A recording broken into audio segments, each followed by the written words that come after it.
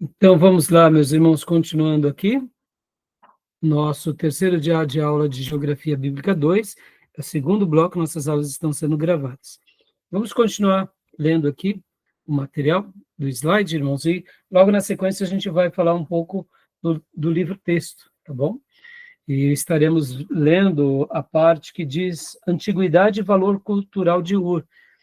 Eu tenho insistido com a Suméria e Ur, irmãos, porque percebam, a Bíblia, ela não menciona muita coisa, mas o pouco que ela menciona já é o bastante para que a gente entenda melhor aquela fase, né, aquela época. Quando ela cita Ur, inclusive, né, eu achei muito legal a explicação do Rodrigo Silva, né, porque quando a Bíblia fala que Abraão saiu de Ur dos Caldeus, nós entendemos perfeitamente essa parte, porque, como eu mencionei, inclusive, lá no segundo dia de aula, os caldeus, na realidade, eles vão formar o segundo império babilônico. O primeiro império babilônico foram os amoritas. Então, possivelmente, os textos mais antigos deveriam ser só Ur. Mas os copistas, ao registrarem a Bíblia e ao fazerem as cópias, e por se tratar dos caldeus, os últimos babilônicos, então quando falava-se de Ur, dizia Ur dos caldeus, é aquela cidade de Ur. Porque assim como hoje, vocês sabem que existem várias cidades com o mesmo nome, né? Acontecia também na antiguidade. Pode ver que você tem Antioquia da Síria e Antioquia da Psídia. Os nomes das cidades tem hora que são os mesmos em cidades distintas. Então, um copista, quando ele ia falar sobre que Abraão saiu de Ur, nos dias de Abraão, seria Ur, simplesmente cidade de Ur, e não Ur dos caldeus. Porque, como eu mencionei, né, o segundo Império Babilônico, muito lá para frente, que depois vira, né, por causa dos caldeus. E a explicação do Rodrigo Silva foi muito interessante, porque é como dizemos hoje, né? Por exemplo, Pedro Álvares Cabral descobriu o Brasil. Mas espera lá, nos dias que ele descobre aqui essa terra, não tinha ainda o nome de Brasil. Então, ele descobre um continente na América do Sul que eles chamaram de tal lugar. Mas hoje, os nossos professores, quando estão alfabetizando uma criança, ou estão falando, ensinando história, eles já dão o fato como feito. Então, isso não altera o registro bíblico, né? Possivelmente foi algum acréscimo de copista, mas isso fica muito claro para nós, né? Tá bom? Então, é bem interessante, né? A gente fala isso o tempo todo, né? Pedro Álvares Cabral descobriu o Brasil e Colombo descobriu os Estados Unidos, descobriu a América do Norte. Mas, não, na época que Colombo descobre a América do Norte, chamou de outro nome. Então, esse tipo de coisa vai acontecer um pouco, e a explicação seria essa, né? Muitas vezes nós falamos no presente, os acontecimentos presentes, de um fato que no passado era distante, ou era desconhecido, mas isso não altera a cidade de onde ele sai, né? Tanto é que pode ver que Abraão sai de Ur, a gente já viu no mapa Ur, né? Inclusive, vou até mostrar agora, porque é muito legal, mais uma vez, vamos pegar aqui no nosso Google Earth, Ur, Suméria, é muito interessante, né?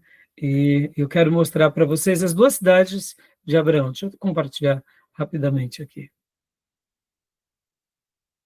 Olha só que legal.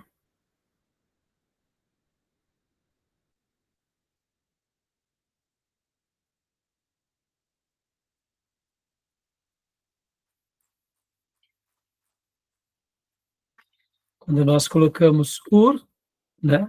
A gente, nós abrimos semanas, dias atrás, olha, até vimos lá o zigurate de Ur, essa região. De imaginar que aqui, nessa região, nosso querido ancestral pai da fé era dessa cidade, ou próximo a ela, né? E hoje a gente tem esse privilégio de poder ver aqui, né, né, esses, esses detalhes da arqueologia. Tá vendo? Uma coisa que me impressionou, irmãos, é porque como aqui são regiões do Iraque, são regiões de vários países, né, do Oriente, quando a gente vai fazer esse tipo de visão panorâmica dos artefatos arqueológicos, alguns lugares você tem algumas fotos, mas nós não temos muito acesso, né? Pode ver que aqui, quando a gente sai desse modo, a gente só tem uma visão pelo satélite, mas a gente não consegue ver, por exemplo, várias outras coisas que acontecem aqui. Um outro detalhe, olha só que interessante, deixa eu mostrar aqui para vocês, por exemplo, Eridu, olha só, Eridu, Eridu, aqui também na Suméria, aqui também no Iraque. Ó, perto pertinho de Ur é a cidade de Eridu, ó, do lado. Vocês vão ver que Eridu, segundo alguns arqueólogos, tá vendo? Eridu. Então, ó, só voltando aqui para vocês terem uma visão panorâmica, ó, aqui é Eridu e aqui para frente é Ur, ou seja, um do lado do outro, né?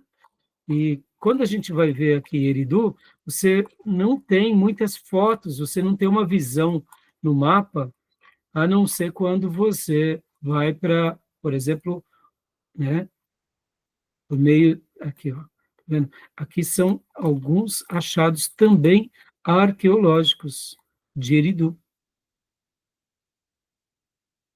Deixa eu pegar aqui para vocês, ó, Eridu na Suméria. Eu vou pegar agora aqui Eridu pelo Google Maps. Pelo Google Maps, a gente consegue ver algumas coisas a mais. A gente não consegue ver aqui pelo Google Terra, mas pelo Google Maps você vê alguma coisa de Eridu, quer ver?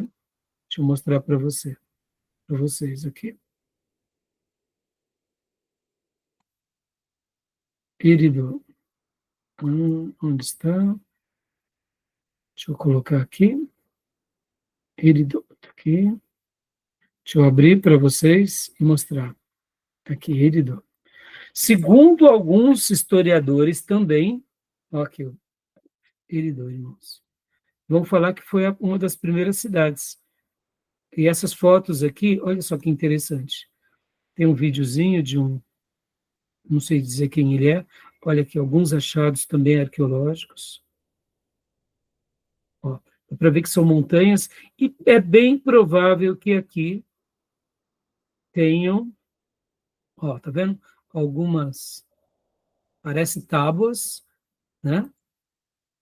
Alguém segurando aqui algum achado.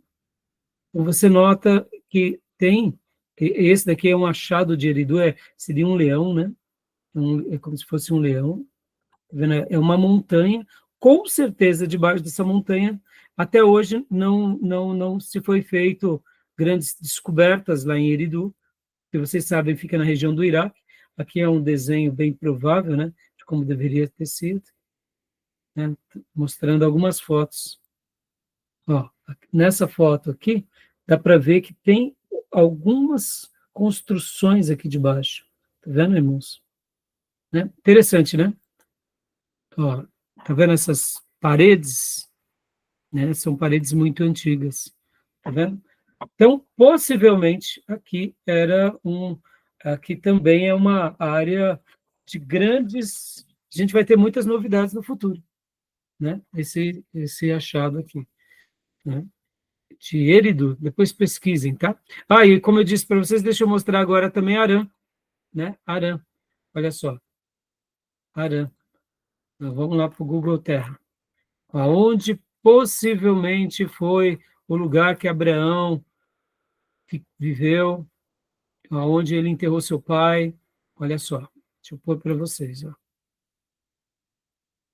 Vamos lá para Arã, fazer uma viagem.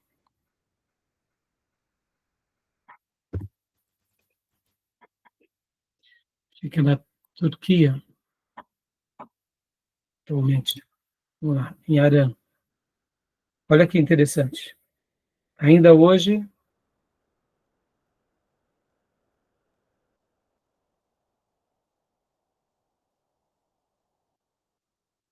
tem essa cidade de Arã, e aqui dá para ver que é uma área que também deduzo estarem fazendo aqui escavações e coisas do tipo, né? Eu tentei muitas coisas, deixa eu pegar aqui, tem vezes que a gente consegue alguns acessos, né? Ó, são ruínas antigas, tá vendo? Ruínas antigas de Arã. Então, é uma área repleta de ruínas. Como é na Turquia também, irmãos, e é um país muçulmano, a gente acaba tendo muita dificuldade, né, com relação às descobertas arqueológicas, né? Podem ver que essa é ó, uma área bem preservada, né? Ao redor aqui, algumas cidades, né? E aqui é uma área de descoberta arqueológica, tá bom?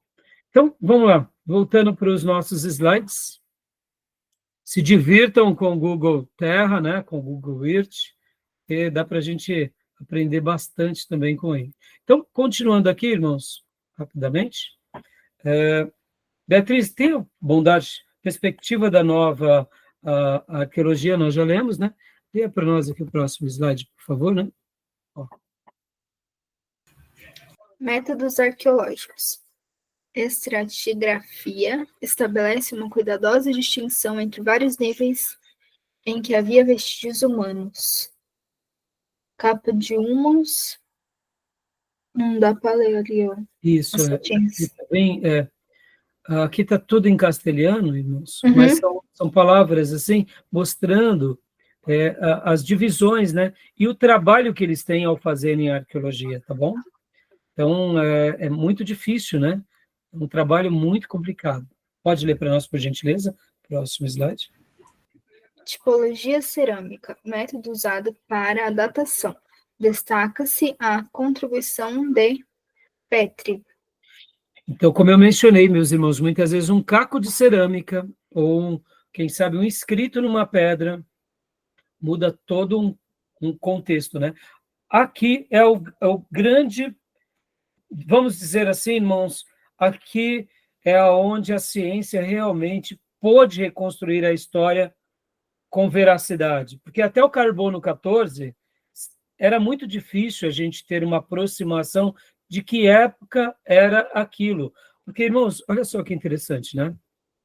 Quando a gente começa a falar de achados arqueológicos, sempre um imperador, um general, né, uma família nobre que, por acaso, passasse numa dessas regiões e, por acaso, descobrisse algo, era tudo muito difícil. Quando eles achavam, né, principalmente nessas regiões aí da Mesopotâmia, você tem que lembrar que a parte norte, que fica ali perto da Turquia, logo no começo da Mesopotâmia, é mais seco, não tem tantos, tem os rios Tigres e Eufrates, mas não sofre das mesmas coisas que a parte mais já sul sofria, porque a parte sul, dependendo das cheias, tinha inundações, e como foram séculos e séculos e milênios, então quando alguém achava algo, né, como a gente viu lá, por exemplo, lá em Ur, em Eridu, principalmente em Ur,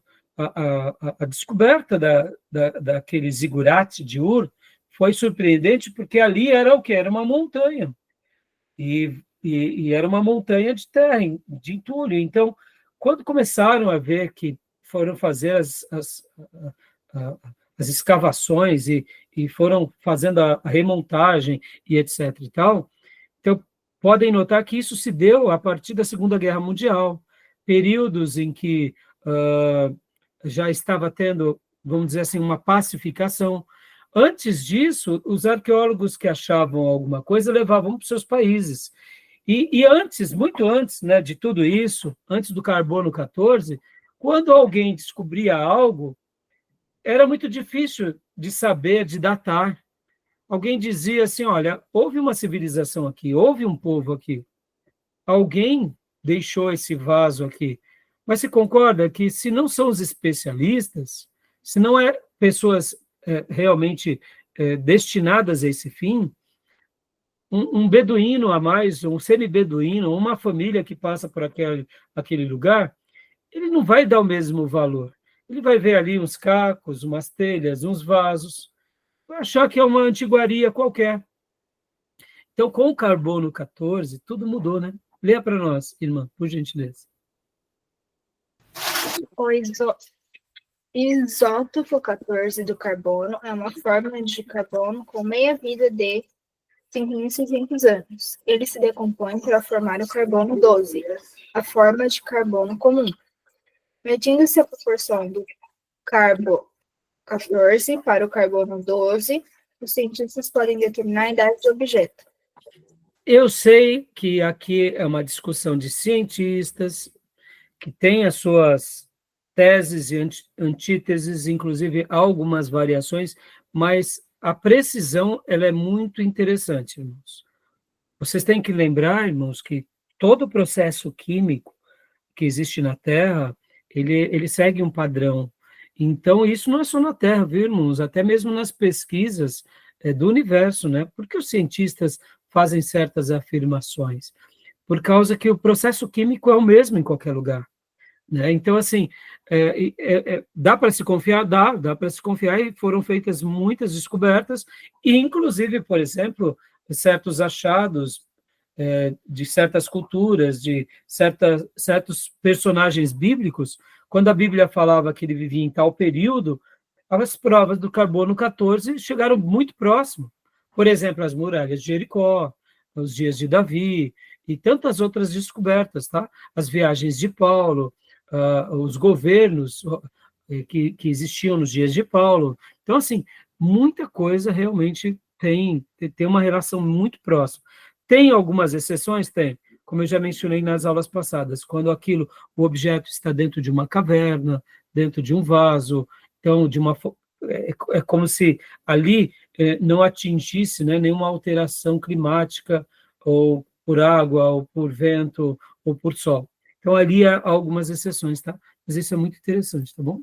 Então, vamos lá, continuando, né? Aqui é um exemplo de como funciona, mais ou menos, todo o processo, tá, irmão? Como que é toda a cadeia. Então, quem quiser saber mais sobre isso, depois pesquise um pouco, né? É uma coisa um pouco mais complexa, mas dá para se chegar a uma análise, tá bom? Continua para nós, irmã Beatriz, por gentileza. Outros métodos. Termoluminescência serve para determinar quando a cerâmica foi queimada. Análise espectrográfica. Bombardeio de um pedaço de cerâmica com elétrons a fim de medir o espectro químico dos minerais contidos. Vocês vão ver, irmãos, na aula de História Eclesiástica, isso é muito legal. Vou dar um spoiler aqui, porque o que ia acontecer? Logo depois que os imperadores romanos disseram que o cristianismo seria a religião oficial, vocês vão aprender, né, sobre a influência dos patriarcas, e alguns desses patriarcas, eles vão ser chamados de bispos, e eles vão se autodenominar os bispos dos bispos, é onde surge a figura do papado. Na história do cristianismo, na história eclesiástica, na idade chamada Idade Média, alguns documentos foram forjados. Por exemplo, por volta do ano 1000, para se justificar algumas cruzadas, ou para se justificar que aquelas terras eram terras cristãs, então alguns religiosos fizeram como se fosse um texto, por exemplo, vou dar um exemplo aqui, é só aleatório, tá? Como se Constantino ou Teodósio, que foram os imperadores romanos, estivessem doando terras à igreja com sede em Roma. Então, Porque esses documentos foram documentos forjados, e por que sabemos que eles foram forjados? Porque depois, ao se estudar esses documentos, a gente vê, por meio, né, de pesquisa científica, que foi uma maneira de, vamos dizer assim, de justificar as conquistas, ou de querer tomar de volta aquelas terras, ou se apropriar delas. Por exemplo, irmãos, vocês vão aprender história eclesiástica, que muitas terras ficaram em nome do Estado, em virtude das guerras, e depois a igreja passa a se apropriar dessa terra. Mas como validar que essa terra era da igreja agora? A melhor coisa era que se alguém no passado tivesse passado uma escritura de doação. Estão entendendo? Então, essas pesquisas aqui científicas, elas acabaram fazendo com que esses documentos viessem à tona já eram questionados na época, já havia suspeita, mas mais do que nunca veio a comprovação. Então, assim, só para vocês terem uma ideia, como esse estudo ele é importante, entendeu? Lá em História Eclesiástica, a gente vai ver alguns exemplos disso, tá bom? Então, aqui, meus irmãos, olha, o trabalho de campo é uma pesquisa Intel, usado o teodolito para medir elevações na superfície, né? Ou seja, o magnômetro torna possível a detecção de irregularidades no campo magnético da Terra, detecta anomalias no solo. Radar de penetração do solo, é aqui que eu também estava dizendo há pouco no primeiro bloco, irmãos. Hoje, só para vocês terem uma ideia, né, as empresas que fazem descobertas de petróleo, muitas vezes eles usam de pesquisas, claro que não é exatamente esse, mas é como se fosse um radar quase parecido com esse, que eles emitem é como se fosse uma sonda, né? E aí eles, em virtude dos seus estudos, eles conseguem, por causa desses radares, saber se naquele solo provavelmente haverá petróleo, porque tem uma reação, né? Segundo os estudiosos, quando se emitem certos radares. Então, aí sim, eles vão fazer as sondas. E uma sonda de uma empresa, né, que faz essas perfurações, são caríssimas, são milhões e milhões de dólares, porque são dinheiro que eles vão tentar investir ali naquele lugar para ver se tem petróleo. E depois, né, então quer dizer que é um investimento muito alto. Então, é por isso que eu digo assim, que um dia, quem sabe, irmãos, a gente vai descobrir civilizações mais antigas, antediluvianas, com mais detalhes, né? Se realmente, como eu disse, por causa da tecnologia. Se não fosse a tecnologia, talvez a gente não chegaria a esse conhecimento, né? Por causa dessas questões eletromagnéticas, né? Que nem o radar de penetração do solo. É um sistema de radar para a sondagem do solo, um pulso eletromagnético é transmitido para dentro do solo e refletido por qualquer obstáculo subterrâneo, né? É óbvio, irmãos, é óbvio que isso daqui só vai ser feito se aqui encontrarem minerais, né? Como ouro, joias preciosas. Senão, eles não vão querer ir atrás, né? Só para vocês terem um detalhe aqui, irmãos. Quando a gente fala, né, que existem jazidas de ouro no Amazonas, vocês acham que existem grandes jazidas de ouro no Amazonas? O que vocês acham? Né? Já Eu acho que ouviram? tem ouro e muito mais. Hã? Eu acho que tem ouro e muito mais. Tem ouro e muito mais também. Não é à toa que está cheio de ONG lá extraindo. Exatamente, Tomé. O que uma ONG está fazendo lá? Porque essas ONGs não estão na favela da Rocinha? Porque essas ONGs não estão no sertão nordestino? Porque essas ONGs não estão, eles estão ali preservando. Irmãos, guardem isso. Na geopolítica, tudo tem um interesse. Entendeu? Então, assim, há uma biodiversidade, há uma riqueza mineral, há uma riqueza animal, há uma riqueza de todas as ordens. A gente sabe que muitos remédios saem das plantas. Então, percebam, irmãos, mas essa questão aqui, a gente precisa orar em cima disso, para Deus, né, preparar para que nós possamos, sim, desenvolver o nosso país de forma aonde a população e o nosso país enriqueça, e não a gente seja saqueado, né? Só para vocês terem uma ideia, alguém já ouviu falar que na Amazônia há vulcão? Já ouviram falar disso? Que no Brasil tem vulcão? Não, nunca ouvi dizer. Nunca? Depois pesquisem, viu? No Brasil se tem vulcão, né? No Brasil existem vulcões adormecidos, tá bom? Existem vários vulcões adormecidos.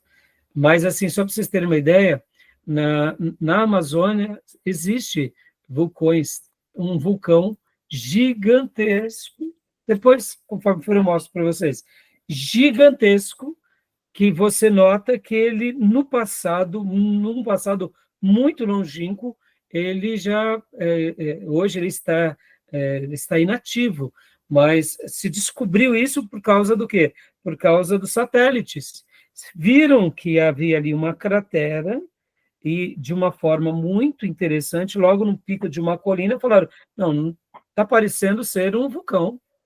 E quando foram estudar, realmente era ali um vulcão há milhões de anos atrás. Então, existem muitas coisas que a gente nem imagina, meus irmãos, tá bom? A gente nem imagina, né, de tantas coisas que existem, tá? Só para a gente concluir agora, vamos lá, Beatriz. Bom, aqui, ó, desenhos de campo, preparação de desenho em escala de campo, ó, como que eles fazem na arqueologia, né, irmãos?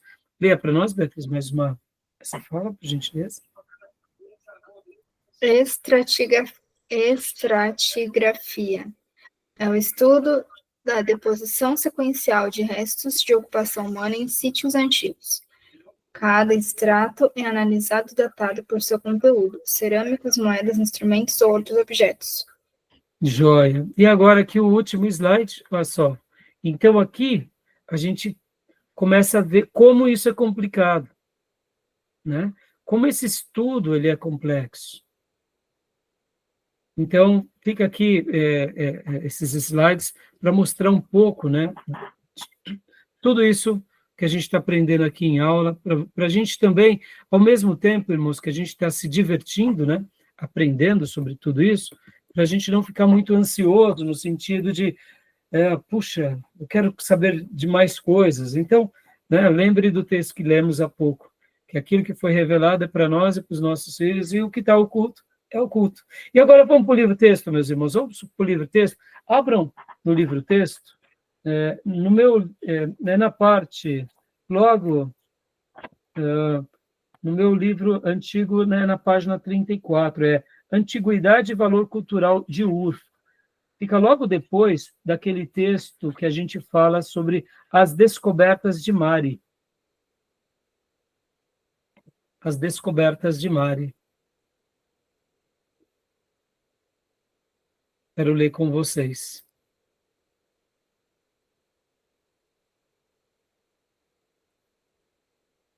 Que página que é, Beatriz? Por gentileza. Tem um título aqui, Antes das Descobertas de Mares. É esse? Antes da descoberta de Mari, eu vou até ler aqui rapidinho, irmãos, esse texto que antecede essa porção, ó. Vamos pegar aqui, ó. Está na página 315. 315, né?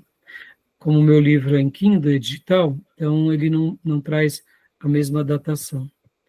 Deixa eu pegar aqui rapidinho, aqui, ó. Antiguidades e valor cultural de Ur, né? Mas eu estou querendo vir aqui. Aqui, ó. Antes das descobertas de Mari. Aqui, queria ler esse texto aqui com vocês, ó. Aqui. Já que mencionamos o nome Hammurabi, acharam aí? É um parágrafo anterior, Beatriz? Acharam, irmãos, no livro de vocês? Então, eu vou pedir para... Sim. Então, leia para mim, irmã Elisângela, já que mencionamos o nome Hammurabi, eu queria ler esse texto só para vocês entenderem como uma descoberta arqueológica ela pode mudar, né, a datação. Então, leia para nós aqui, por gentileza.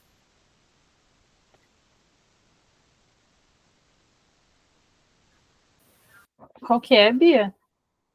O número, por favor, só para me confirmar. 315. Aí tem o texto, tem esse texto, não tem? A descoberta, antes da descoberta de Mari? Sim. É o Sim. parágrafo anterior. Já que mencionamos o nome, Achei. por favor, leia para mim. Já que mencionamos o nome Hammurabi, vale a pena tocarmos, ainda que de passagem, no cruciante problema da cronologia mesopotâmica. Tudo gira em torno do grande Hammurabi. Em agosto de 1933, um oficial do exército francês chamado Cabane foi atender no norte da Síria a um grupo de beduínos que, ao sepultarem um defunto, encontrara uma enorme estátua. O governo francês, uma vez avisado do ocorrido, enviou André Parrot, que descobriu e desenterrou o famoso Reino de Mari. Os artigos cuneiformes deste reino, traduzidos por Parrot, propuseram um recuo de mais ou menos 2 séculos na cronologia da Mesopotâmia. Até aí. Olha só que interessante, irmãos, aquilo que eu falei para vocês. Lê essa última frase de novo, irmã, por gentileza.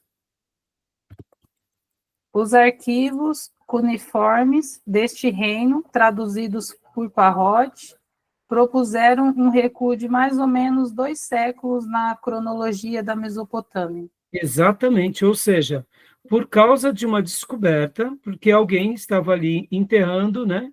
Foi fazer o seu sepultamento, viram alguma coisa, e logo ali houve toda aquela mobilização. Então, mudou-se as datas por volta de 2 séculos. Então, por exemplo, se Hammurabi antigamente fosse datado ali por volta de 2300, não, agora é 2100. Então, as descobertas, elas acabam ocorrendo isso, tá bom? Isso é importante a gente saber. E isso faz parte, tá, irmãos? Como eu já disse, 100 anos, 200, 500 anos no passado, que é milenar, é uma semana, tá? Para nós, tá bom? Na história, 50 anos não é nada, 100 anos não é nada.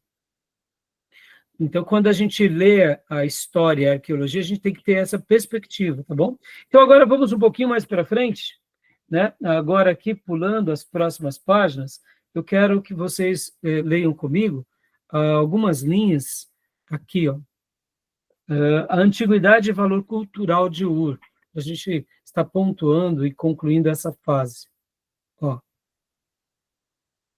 Antiguidade e valor cultural de Ur. Tomé, leia para nós, por gentileza, Tomé. Por favor, vamos ler um pouco aqui. Essa parte é muito legal. Tá. Ainda sobre Ur, Leonard Woolley declara: já em 1854, Mr. J.E. Taylor, cônsul inglês em Bassora, foi contratado pelo Museu Britânico para investigar alguns dos lugares meridionais da Mesopotâmia e escolheu para suas principais atividades o, entre aspas, Montículo do Alcatrão. Neste, Taylor desenterrou inscrições que revelaram,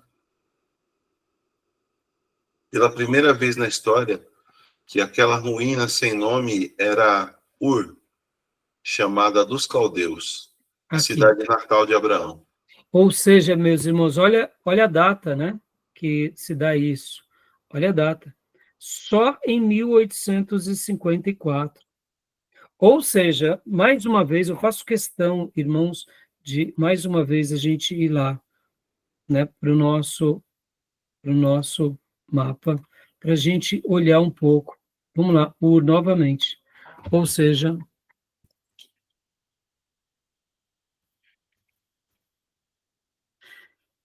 essa cidade só foi descoberta no século XIX.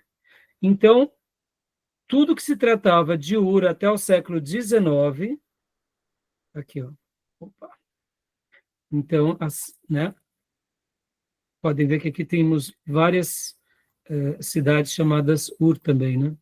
Então, mas a gente está se referindo daquela que a gente viu há pouco, onde tem o zigurate de Ur, né?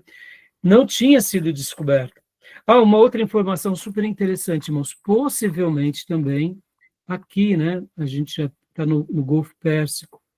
As águas do Golfo Pérsico, provavelmente elas deviam subir mais, ou seja, essa região deveria ter águas em mais abundância até aqui nessa região norte, tá, meus irmãos? Então, assim, pensem vocês, irmãos, como essa descoberta foi valiosa, e a gente já viu bastante sobre essa questão, né, mas fiz questão de mostrar para vocês, para mostrar que é uma descoberta recente, né? 100 anos atrás, né? Aliás, 150 anos atrás. Isso na história não é nada, né? Tá bom? Então vamos voltar lá para o livro-texto. Eu quero agora... Bom, eu quero ler aqui com vocês, um pouco à frente. Pulando um pouco, Tomé, eu vou pedir para você ler aqui, aqui. A antiguidade, essa parte, esse parágrafo. Aqui, a antiguidade da Suméria, esse parágrafo que está logo a seguir. A antiguidade da Suméria e sua importância cultural para o mundo todo foi desenterrada por Leonard Woolley, sua esposa Catharine e sua equipe maravilhosa. Além das revelações feitas por Woolley em seu livro Ur, La Cidade de los Caldeus, já citado diversas vezes nesta obra, não subestimamos os assinalados trabalhos de François... É esse aí. Isso, tem problema. Eduardo... Peraí. Agora pode ler para mim outro parágrafo também, né? Porque você percebe, irmãos, muitos outros já estavam pincelando sobre essa região, mas não tiveram tanto êxito. E assim a arqueologia, irmãos. Muitas vezes uma pessoa ela vai iniciar algo que daqui a 2 décadas, 3 décadas, seus alunos vão ser os grandes protagonistas, né? Agora, lê aqui esse outro parágrafo, Tomé, o trabalho. O trabalho meticuloso desses assiriólogos e sumeriólogos forneceu a Kremer farto material para encerrar a polêmica sobre onde teria sido o berço da humanidade, o Vale do Nilo ou o Vale da Mesopotâmia. As evidências de antiguidade e superioridade cultural da Suméria foram tão grandes que a controvérsia sobre o assunto foi definitivamente encerrada. A humanidade nasceu mesmo, como diz a Bíblia, ao sul dos montes Ararat, portanto, entre os rios Tigre e Eufrates. Maravilha. Agora leia para nós aqui, Tomé, Woolley, esse parágrafo, próximo parágrafo. Woolley descobriu as sepulturas reais de Ur. As mais antigas datam de 3.500 a.C. Alguns delas podem atingir 5.000 anos. Essas sepulturas revelam que os cadáveres eram envoltos em esteiras ou colocados em urnas de argila. Eram sepultados com colares, faca, punhal, alfinetes e uma tabuinha de argila com o nome do morto. Fora da urna mortuária, colocava-se vasilhas com alimentos, armas e outros utensílios. Dá uma pausa aqui. Olha só que interessante, irmão. Se de fato, né, essas datas estiverem corretas, percebam, possivelmente eram gerações antediluvianas. A gente não fica falando isso com muita exaustão, mas aqui possivelmente, né, ou seja, gerações que viveram antes do dilúvio e depois as gerações que vieram a habitar nessas regiões, que podem ver que a arca para na montanha do Ararat, que é ali na Turquia com a Armênia, que faz divisa, né? Ou seja, ali os 3 filhos de Noé, Sam, Cã, Sem e Jafé, também vão popular naquela região e dão continuidade, né, à mesma região. Então, vamos aqui, pode continuar aqui para nós também. Em nenhuma sepultura. Em nenhuma sepultura achou-se nenhum símbolo religioso. Numa das sepulturas, Woolley encontrou um punhal de ouro com um cabo de lápis lazuli, cuja bainha era toda de ouro trabalhado. Junto ao punhal foi encontrada uma bolsinha de ouro, também com objetos de toucador, como pinças, lancetas e lápis, tudo em ouro. É assombroso pensar que 3.500 anos antes de Cristo, a mulher sumeriana já usava objetos e cosméticos que a mulher de hoje, salvaguardas as devidas diferenças, ainda usa. Dá uma pausa aqui, hein? Detalhe, hein, irmãos? Tudo de ouro. E aí? Né? Interessante, né, irmãos? É assustador.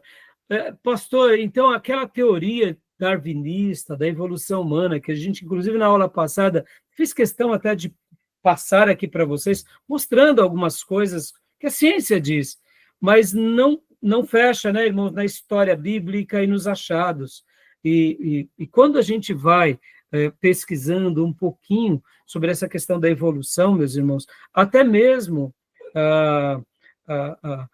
as próprias, né, descobertas arqueológicas, né, daquilo que eles chamam de primatas, como o próprio Tiago, o Rodrigo Silva disse, e eu achei muito feliz a fala dele, eu já tinha ouvido alguns professores de seminário também dizer que para uma pessoa acreditar, né, naquelas figuras pré-históricas, porque muitas vezes se tem tanto poucos ossos, ou seja, fósseis, sobre aquela tal de Lucy, né? Lembram?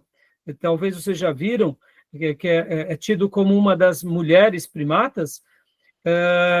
Os cientistas fazem uma definição de Lucy como se, de fato, ela tivesse muito achado arqueológico, mas se acharam alguns ossos apenas. Ou seja, a construção total daquela personagem se dá baseada em especulações, ou seja, o Rodrigo Silva fala com muita propriedade, para se crer naquilo precisa ter muita fé também, né?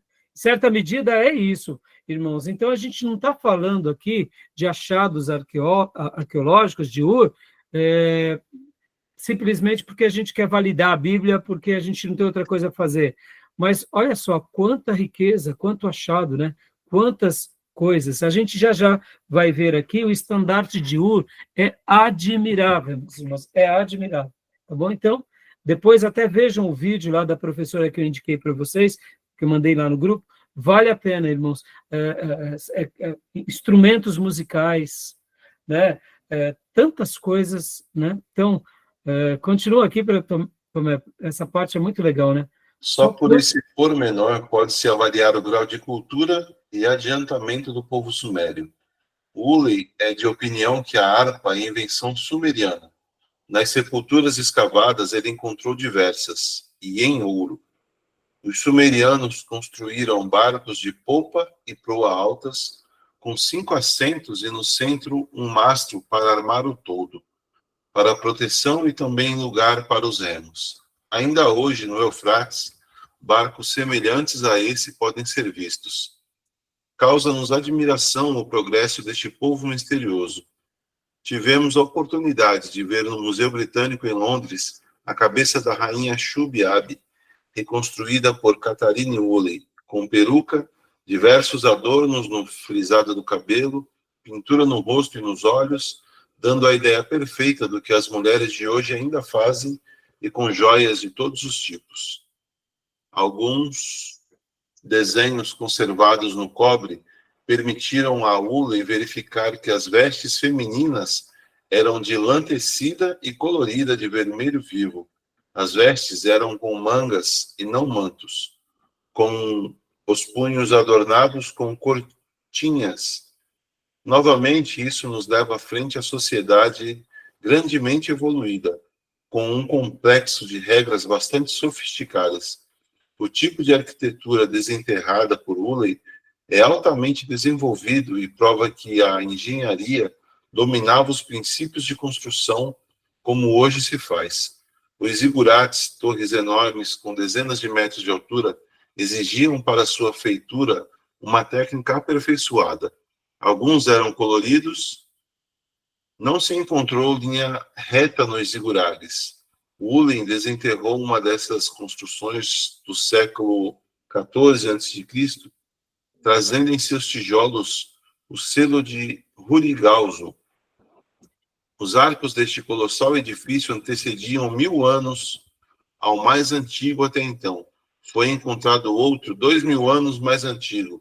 Isso nos leva a concluir que o arco nas construções é realmente invenção sumeriana. Uhlen reconstruiu uma casa de Ur e, depois de pronta, disse: esta pode bem ter sido a casa onde morou o patriarca Abraão. Esse tipo de construção era comum, tanto em Ur como em toda a região. Abraão, portanto, como demonstrou a arqueologia, não foi um beduíno nômade, mas um cidadão, fruto da mais apurada e mais fina civilização da época.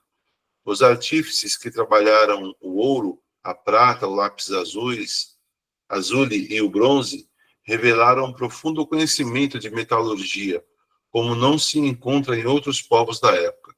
As técnicas agrícolas eram realmente adiantadas e rendiam muito dinheiro, que alimentava o luxo e o esplendor do povo, além de fartura que lhes proporcionava. Consequentemente, o comércio via terrestre ou fluvial era intenso, não só entre os estados autônomos da Mesopotâmia, mas alcançou a Anatólia e toda a orla do Mediterrâneo. Uma das grandes glórias do trabalho de Uhlen foi, sem dúvida, o estandarte de Ur, exposto no Museu Britânico, mede 21.590 centímetros de largura por 49,530 centímetros de altura, trabalhado em ambos os lados e protegido por um borde artístico, talvez de 5 metros. Figuras nacaradas em silhuetas com detalhes gravados, incrustados em fundo de lápis lazuli, mostram alguns pontos ou vermelho. Os quadros principais representam, respectivamente, a paz e a guerra. A descrição completa do, entre aspas, estandarte de Ur é detalhada em Uhlen. Olha agora, esse estandarte de Ur, por isso que, assim, irmãos, olha que momento único nós estamos vivendo. Hoje, com acesso à tecnologia, a gente vê uma informação como essa, a gente viu os zigurates, a gente foi para a cidade de Abraão, ali possivelmente o lugar. Na aula passada, a gente foi lá para Babilônia, onde possivelmente Nabucodonosor tinha edificado, né, os jardins suspensos. E olha só, agora, vamos pegar esse artigo, eu quero compartilhar aqui com vocês essa parte aqui, que eu achei muito legal, que mostra as fotos desse estandarte de Ur. Olha só, esse é o estandarte de Ur, mas eu quero mudar aqui e colocar o artigo, que é esse daqui, aqui. Quero compartilhar com vocês aqui esse texto da professora Joelma Esther Domingues, e aqui ela está falando sobre o estandarte de Ur, a história sumeriana em imagens com vídeo. E eu publiquei no nosso grupo para vocês terem uma noção. Então, aqui, ele vai mostrar nesse vídeo os detalhes. E agora aqui eu quero mostrar apenas algumas fotos. Aqui, deixa eu ampliar um pouco essa imagem, para vocês verem esse estandarte. Olha que lindo, meus irmãos.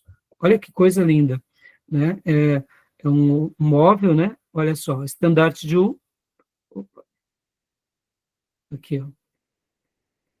Face com cenas de guerra. Aqui, olha só, vai contando uma história.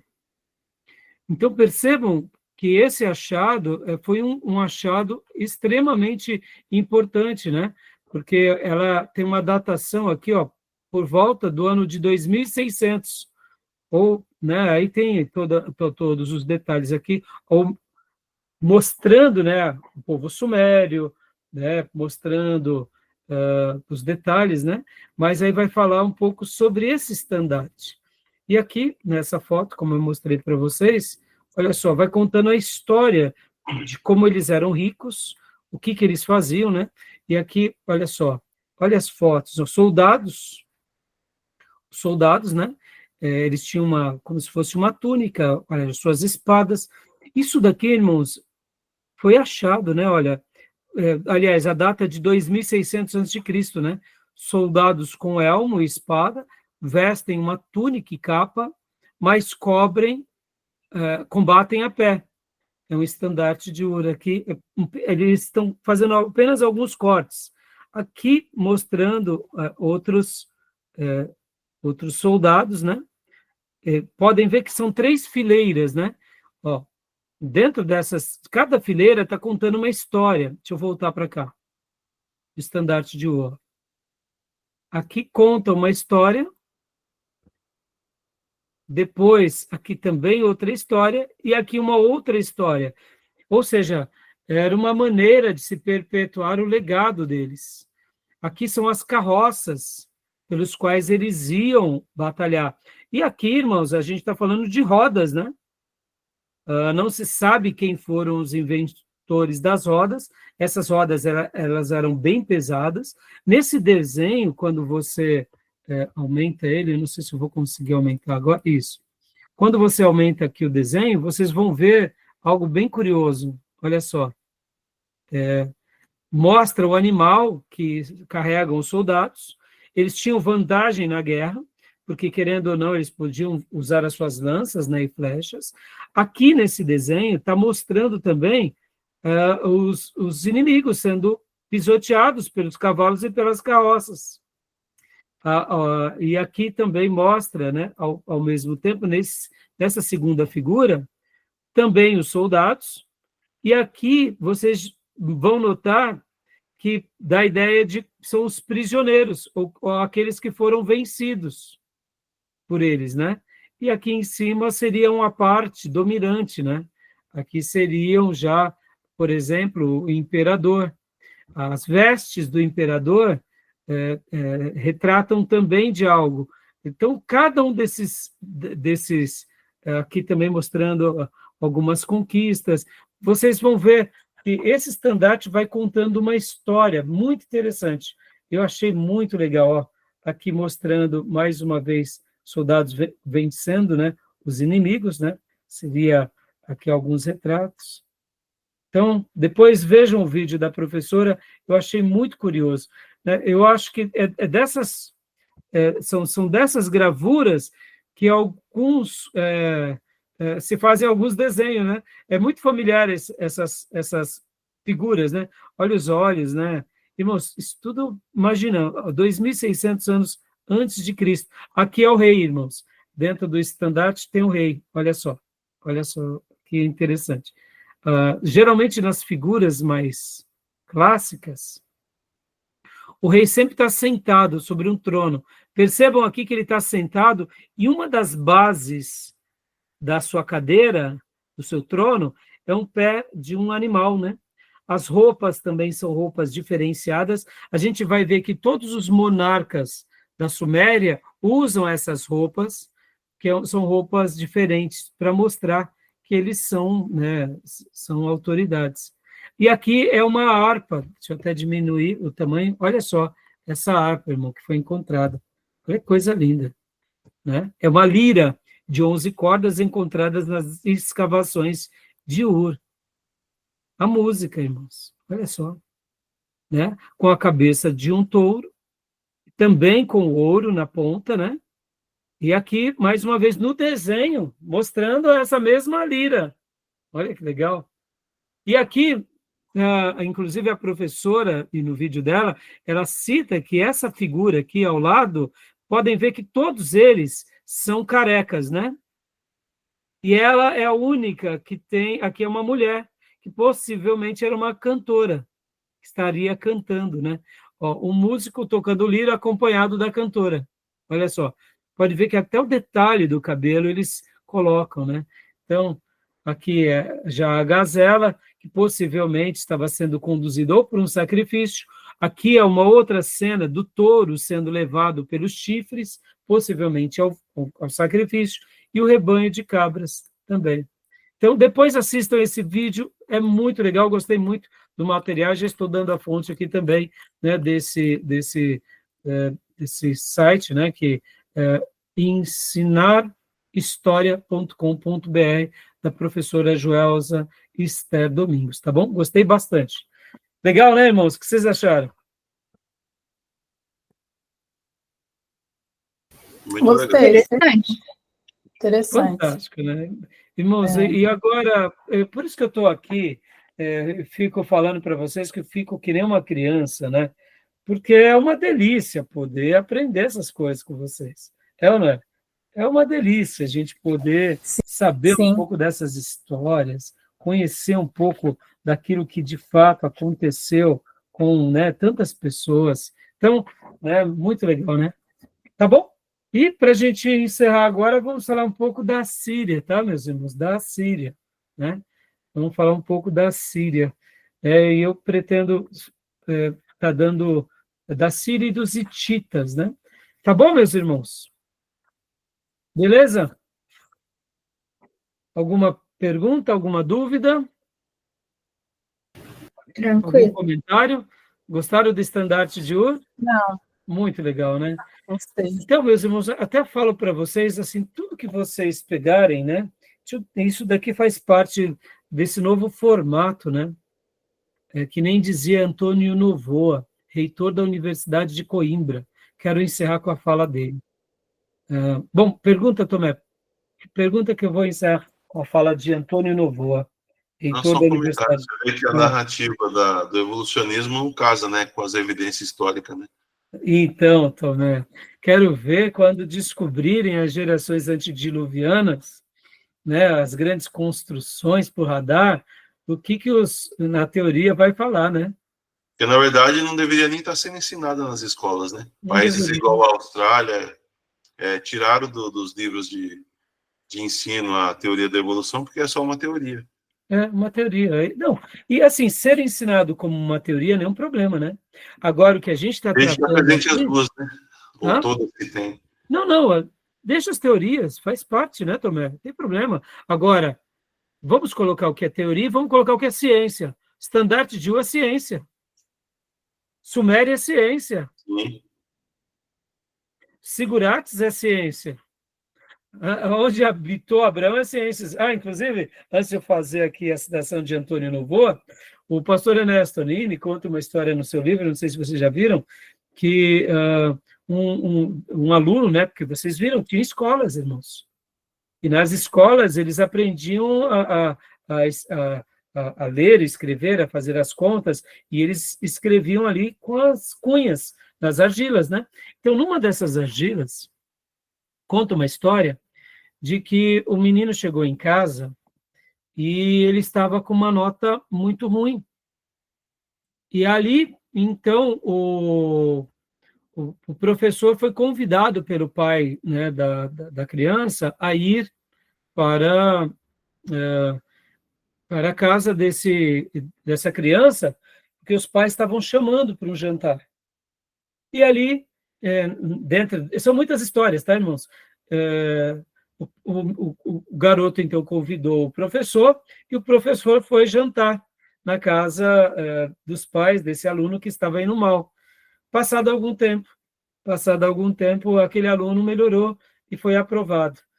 Segundo, né, a análise dos historiadores e arqueólogos, diz o seguinte: possivelmente ali os pais corromperam, né, deram alguma coisa para o professor, ou como incentivo para ensinar melhor a criança, ou dizendo, olha, quebra o galho aqui. Então, né, são muitas histórias e muitos registros, não tem como a gente negar isso. Isso daí é história e isso é ciência. Isso devia ser ensinado nas escolas. Devia ser ensinado sobre a hidrografia, sobre a botânica, sobre, né, a arquitetura, a construção. Você viu aqui a gente vendo que algumas construções são deles, né? Como a gente leu há pouco, né? Descobertas que possivelmente foram criadas, né, pelo povo da Mesopotâmia. Ou seja, então, por que não se ensina isso, né? Então, é interessante, né? É muito legal. Agora, falando sobre Antônio Novoa. Antônio Novoa veio aqui para a cidade de Suzano, certa ocasião, no Instituto Federal de Suzano, dar uma palestra, foi muito legal, gostei demais da palestra dele, ele veio falar sobre pedagogia. Ele é lá da Universidade de Coimbra, ele era, pelo menos, né? E ele falou assim que a pedagogia, ela teve 3 momentos na história mundial. 3 momentos. Quais foram eles? E quais são eles?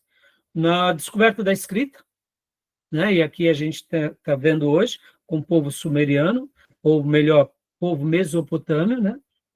E então, quando se descobriu a escrita, mudou tudo, né? Porque a partir da escrita, aqueles que tiveram acesso ao texto escrito conseguiram, então, um protagonismo imenso, em escala, porque o conhecimento agora não era passado mais de uma geração para outra, mas agora era perpetuado por meio daquela escrita. Seja ela escrita em argila, depois escrita em papiro, em pergaminho, em couro, e aí vai. Então, ele fala o seguinte, que a história mundial teve 3 transformações na pedagogia. Na descoberta da escrita, aí ele vem e fala, depois da descoberta da imprensa.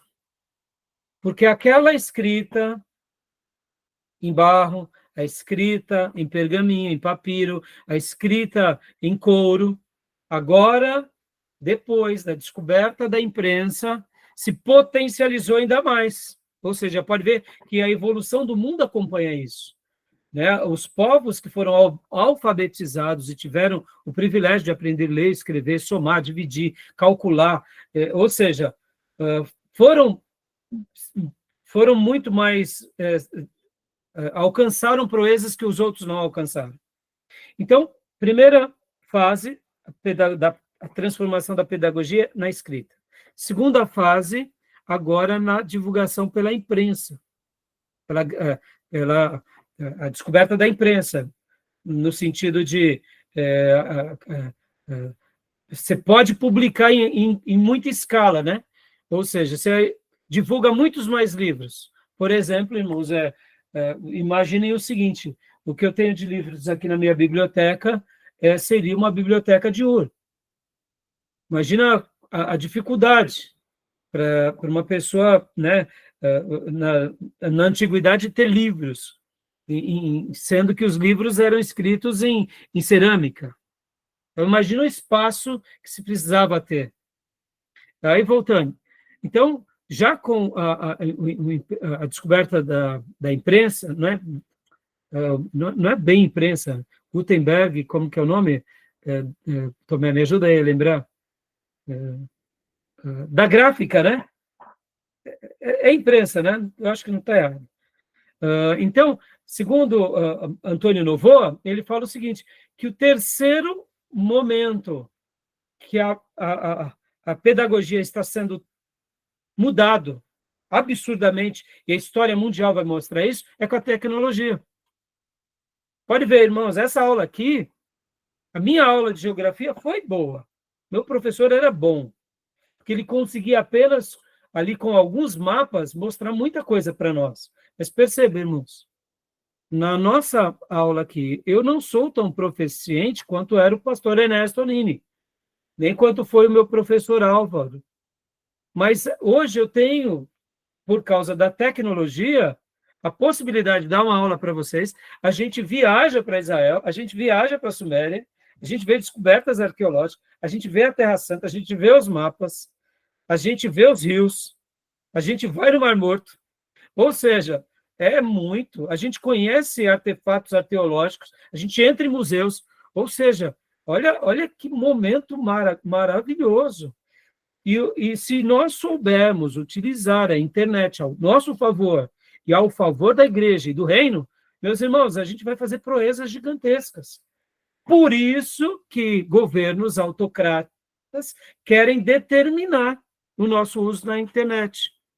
E, meus irmãos, a gente precisa de orar para isso nunca acontecer, porque essa liberdade, que pode ser usada para o mal, a gente deve saber evitar e a gente deve potencializar nas nossas crianças, nos nossos irmãos, na sociedade, para o bem.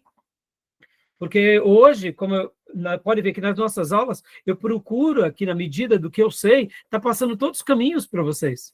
Porque eu quero que vocês, quando verem, por exemplo, um artigo como esse, possam estar aprendendo com outros mestres, com outras universidades, com outros doutores, porque tudo isso é um momento único na nossa história. E nós estamos sendo essa geração que está transicionando para a próxima geração. Né? E a gente tem que orar para que seja feito isso mesmo. Ou seja, a descoberta da escrita, a descoberta da imprensa e agora a descoberta da tecnologia. Né, meus irmãos? Podem ver, estamos espalhados aqui, mas estamos em tempo real e gravando uma aula para se perpetuar para outras pessoas. Ou seja, meus irmãos, isso daqui é de uma riqueza inestimável, o que a gente está fazendo aqui. Né? E por isso que eu procuro sempre dar o maior quantidade de informações para vocês e de ferramentas para que vocês possam mexer, né? Tá bom, meus irmãos? Então, legal demais, né? Estandarte de Ur aqui e as descobertas do povo sumeriano, tá bom? Beleza, meus irmãos? Tranquilo?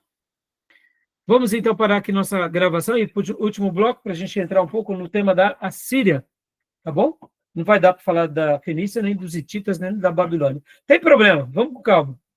É que eu quero trabalhar bastante com vocês, meus irmãos. Talvez eu na próxima aula, que será a quarta aula, eu fale mais alguma coisa aqui da Síria, mas eu quero trabalhar várias aulas sobre o Egito, tá, irmãos? Ah, pastor, mas por que sobre o Egito? Irmãos, a gente vai ver o Egito e a Bíblia o tempo todo, né? Abraão indo para o Egito, depois Isaac, Deus fala, não vai para o Egito, Jacó, Deus fala, pode ir para o Egito que eu vou com você, né? O povo de Deus fica no Egito durante 400 anos, ou seja, o Egito vai ter uma importância muito grande na revelação bíblica. Ora como um povo que apoia e ora como um povo que não apoia. Mas percebam, até o nosso mestre, o bendito carpinteiro, o bendito oleiro, ele vai viver no Egito até a morte do Herodes. E o Egito foi, sim, um lugar muito importante para a revelação bíblica. E no livro-texto do pastor Ernesto Nini, ele traz riquezas maravilhosas sobre o Egito. Eu quero deixar aqui com vocês. Então, assim, eu acho que hoje, né, é a nossa terceira aula, trabalhando sobre a Mesopotâmia. Aí a gente vai, eu ainda vou dar mais uma pincelada na quarta aula, aí depois a gente vai já tentar entrar para o Egito. Eu quero gastar umas 2, 3 aulas no Egito, e por último a gente vai, então, trabalhar ali nas viagens de Paulo. E nas viagens de Paulo, a gente já é uma coisa um pouco mais próxima a nós.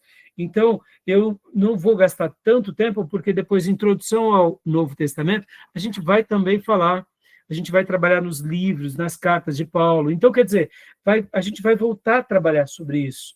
E querendo ou não, em história eclesiástica também, a gente acaba falando bastante sobre a história da igreja, a igreja em Roma, a igreja, né, ali no Império Bizantino, a igreja na África. Então, quer dizer, a gente acaba mencionando muitas vezes, e como eu disse, do Egito e da Mesopotâmia, a gente quase não vai tocar mais no assunto, tá bom?